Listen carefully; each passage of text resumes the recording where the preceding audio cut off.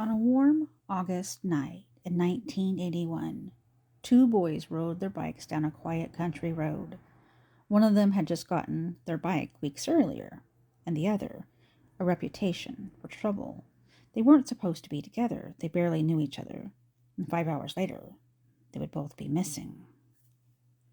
This is the disappearance of John McCormick and Eric Larsfolk, 1981, of Caledon, I believe it's how it's said. Here we go, guys. So, August 24th, 1981, Caledon, Ontario. 14-year-old Eric Larsfolk had just finished dinner with his family, and his life had just recently changed. His family had moved to a rural farmhouse on Horseshoe Hill Road. He was about to start school, and he had a birthday coming up. And like any kid his age, he was adjusting. That evening, sometime after 6 p.m., Eric got on his bike and rode down the gravel driveway toward a neighboring farm less than a kilometer away. The farm belonged to the McCormick family, specifically to 15-year-old John McCormick Jr.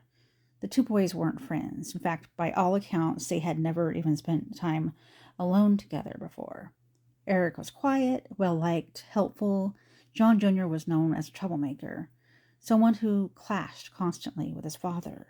And that father, John McCormick Sr., had a reputation. He was described... Now, Eric's family did not know this. They didn't know this before the disappearance. So John McCormick Sr. was described as volatile, paranoid, and a heavy alcoholic. Police had been reportedly called to the property multiple times. Inside the home, tension wasn't unusual, but Eric and his family didn't know that. So, let's see. By 11 p.m., something was wrong. Eric didn't come home. And then suddenly there was a frantic knock at the Larsfolk door. It was Joyce McCormick, John Jr.'s mother. She told Eric's father that the both boys were missing, and just like that, they were gone, and search began immediately. But what they found didn't make sense. Behind the McCormick house, at the edge of a field, investigation found a car, beat-up black Chevy farm car. It had skidded to a stop near a gravel path leading to a pit. The hood was open, a door open, and it was abandoned. Nearby, both boys' bicycles were still at the top of the driveway, so that alone didn't add up. Their bikes were there, but they weren't.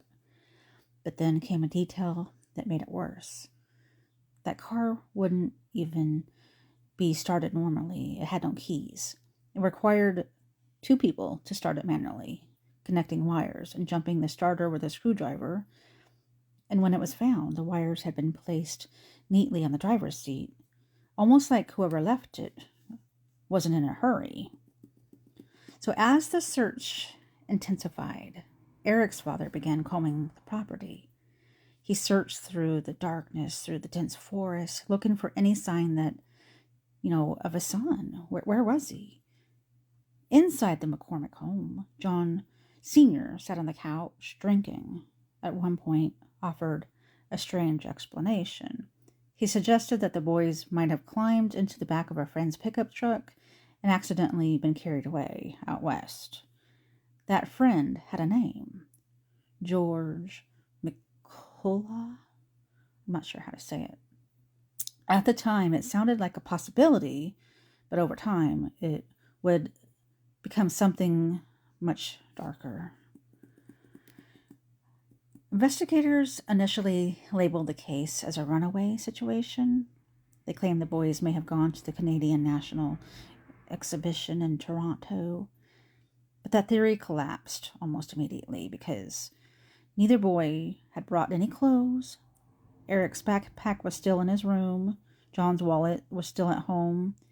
Eric had never hitchhiked, and the family didn't even have a phone. There was no plan, no preparation. Something was wrong. All right, then came the most important and conflicting moments in the case.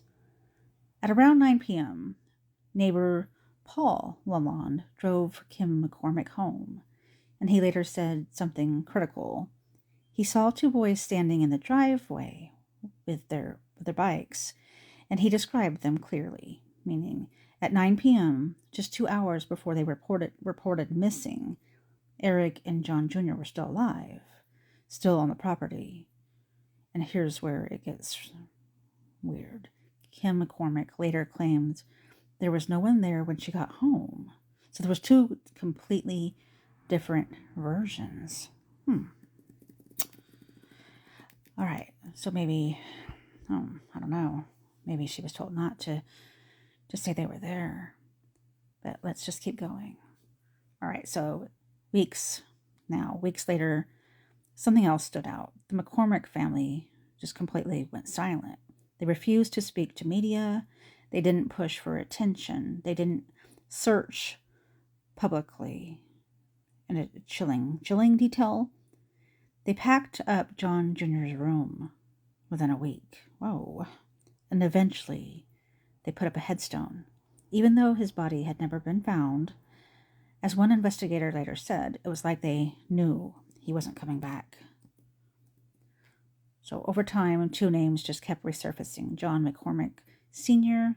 and George McCullough. McCullough was known as intimidating, unstable, always around the property. He worked odd jobs there. And years later, he would be convicted in a brutal animal cruelty case, dragging his dog behind his truck for over a kilometer. There were also disturbing reports, anonymous phone calls, warning family members, claiming the boys were being held somewhere locally, sightings of McCullough covered in red clay near a truck on a property. And then there was the land itself. The area was filled with sinkholes, wells, gravel pits, dense forest. I'm thinking this is the McCormick's property. A place where anyone could just simply disappear. So police searched the property repeatedly. They used helicopters, infrared imaging, ground-penetrating radar. They even dragged water in the gravel pit, and they found nothing. Nothing. No evidence. Nothing. Years now passed, then decades. And Eric's father never stopped searching. Never. He returned to the property again and again, walking the land, looking for any sign of his son, even in the 90s. Meanwhile, the McCormick family moved away, separated. They disappeared. They disappeared from the area, and the case is still open, still active, but still unsolved. So, what really happened, guys? What really happened to John McCormick Jr. and Eric Larsfolk in 1981? Really, just breaks my heart.